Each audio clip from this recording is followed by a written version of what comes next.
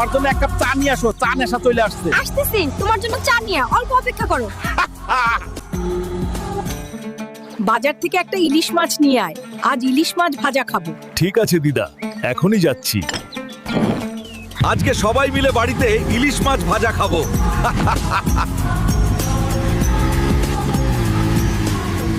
ওই জলপরি, কোথায় লুকাইছো? তাড়াতাড়ি বের হও। এই আমার উঠানে এত হাঙ্গামা কিসের রে? তোমরা আসলে আমার কাছ থেকে কি চাও? তুই কোথায় রে? ও হাল্ক! জলপরীকে গুন্ডারা ধরে নিয়ে গেছে রে। জলপরীকে ধরছে, এখন তোরা শেষ রে।